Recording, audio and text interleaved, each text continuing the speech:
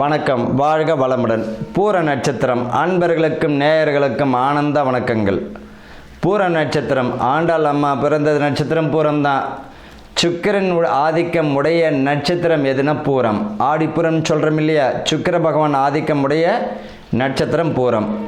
இந்த பூர நட்சத்திர மாசி மாதம் பலன் எப்படி இருக்கும் அப்படின்னு பார்த்தீங்கன்னா, குடும்பத்தில் மகிழ்ச்சி அந்யோன்யம் நிலைக்கும்.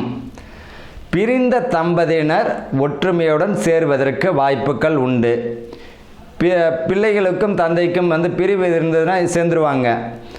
சுப விரயங்கள் சுப நிகழ்ச்சிகள் நடப்பதற்குரிய வாய்ப்புகள் உண்டு இந்த மாசி. அதாவது திருமணங்கள் தட்டிக்கிண்டு போச்சு அப்படின்னா நிச்சயம் வரைக்கும் வந்துடும் இந்த மாசி மாதத்தில். திருமணமே முடிஞ்சாலும் ஆச்சரியப்படுறதுக்கு இல்லை. வீடு பார்த்திங்கன்னா பூமி யோகம் தந்துடும். கட்டி முடிக்காத வீடு இப்போ கட்டி முடிச்சிடுவீங்க.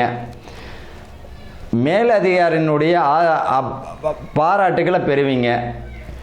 குடும்பத்தில் விட்டு கொடுத்து போகிறதுனால உங்களுக்கு நல்ல ஒரு மாற்றம், மகிழ்ச்சியான சூழ்நிலை நிலவும். சுய தொழில் செய்பவங்க தொழிலை விரிவுபடுத்த வாய்ப்பு உண்டு. ஆனால் அதில் கவனம் தேவை. பணம் விஷயத்தில் மிக கவனமாக இருக்கணும். தேவையில்லாத விஷயங்களை தலையீடு வேண்டாம். இந்த நட்சத்திரக்காரர்கள் பார்த்திங்கன்னா, இந்த பூரம் நட்சத்திரம் அரசு அதிகாரிகள் மிக தலைமையுடன் பேரு புகழுடன் அதிகாரத்துடன் உட்கார வேண்டிய அம்சமும் தந்துடும். இந்த பூர நட்சத்திரம் அரசு பிரமுகர்கள் நல்ல பாராட்ட பெறுவாங்க. உடல் நலத்தில் மிக கவனமாக இருக்கணும். இதயம் சம்பந்தப்பட்டது, வயிறு சம்பந்தப்பட்டது, சிறுநீரக சம்பந்தப்பட்ட விஷயங்களை கவனமாக இருக்கணும்.